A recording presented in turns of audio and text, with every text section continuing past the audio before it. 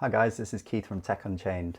Today we're unboxing the EK Quantum Vector Silver Edition FE Waterblock for the RTX 3090 Founders Edition.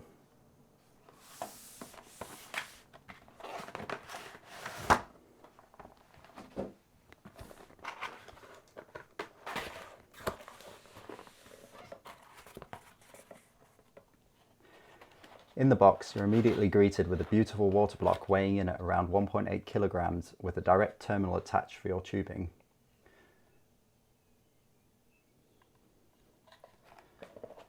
There is another terminal in the box which you can use if you want to route your tubes differently.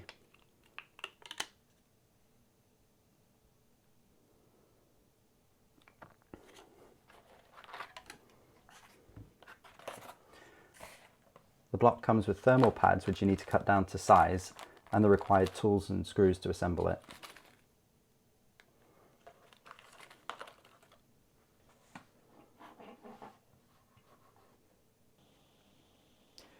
So here we're looking at the teardown of the stock cooler on the Founders Edition RTX 3090. As you can see, I'm using the tape method to remove the magnets on the shroud there. This is the method that I saw in the Gamers Nexus video, which I've used as a point of reference throughout this to actually know what I'm doing. I'll link that video in the description as well.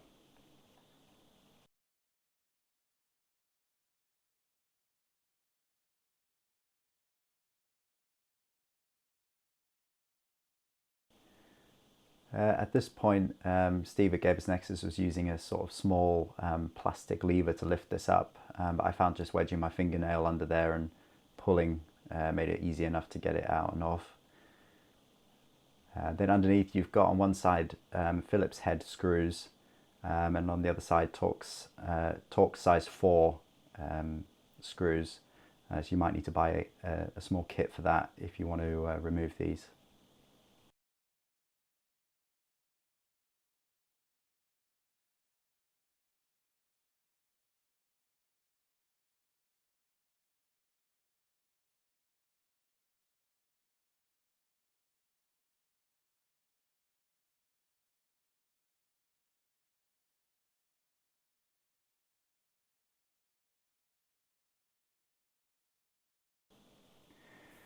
At this point, you can see I'm just trying to gently loosen the back plate there.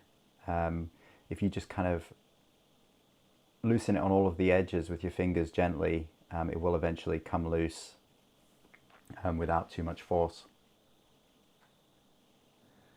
The next step is to remove the bracket behind the GPU along with all the little cables on the back. So there's a couple of ribbon cables there and then a small one for the LED lights as well. In the Gamers Nexus video, Steve used some very small tweezers to get that connector out, so you kind of slot it back, slot back the housing of the connector and then pull the actual connector out. I have seen reports of this getting broken, but I managed to just do this with my fingers gently.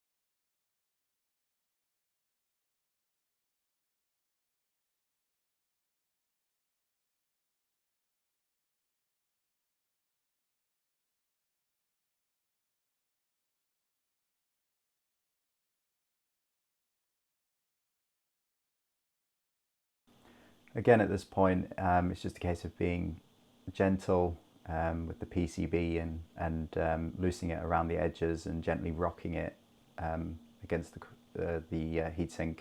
And as you can see, it just kind of pops off. As you can see, we're now at the point where we can start to clean off the GPU and the various components on the PCB, ready to apply the thermal pads from the Waterblock kit. For this I just used isopropyl alcohol with some kitchen roll and some Q-tips as well, just to get into the smaller spots that were harder to get to. At this point, I just skipped to the rear side of the PCB because obviously it's much of the same thing on the front side. The instructions from EK are very clear about what needs cleaning before you apply the thermal pads that they provide. So this part is fairly straightforward. It's just quite long-winded. At this point, I've basically finished cleaning the PCB. I'm just checking for any residue that's left to remove before I start applying the thermal pads.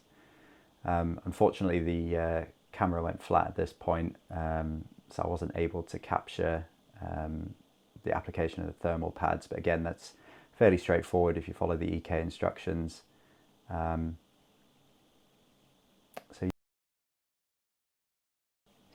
So of course I wanted to capture the temperatures on the stock cooler compared to the EK Waterblock. So I did a 15-minute Port Royal loop with 3D Mark just to see what sort of temperatures the stock cooler got up to in that time. And the memory junction temperature, as you can see, is hit a maximum of around 102 degrees Celsius. I have actually seen this higher with prolonged gaming on the card, and the GPU temperature itself hit around 71 degrees, which isn't excessive, but it would be nice to bring that down. As you can see, I once again ran a Port Royal run on a custom loop for 15 minutes, and these are the temperatures with the Waterblock. This is actually quite a warm day for us today here in the UK, so these temperatures are actually slightly higher than what I was seeing immediately after installing the Waterblock. But even so, it's still a massive improvement. So you can see that the GPU temperature itself hit a maximum of 56.7 degrees Celsius. Normally, I've seen this at around 48 degrees Celsius when I've been gaming, especially with the cooler weather.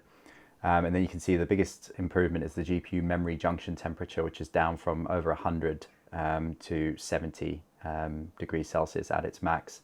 So I'm really happy with this, and it's quite a significant improvement. Anyway, I hope you found this video useful. I'll be doing quite a few more over the coming weeks and months, probably some tutorials as well. So yeah, if you like what you see, please subscribe, and I'll see you soon.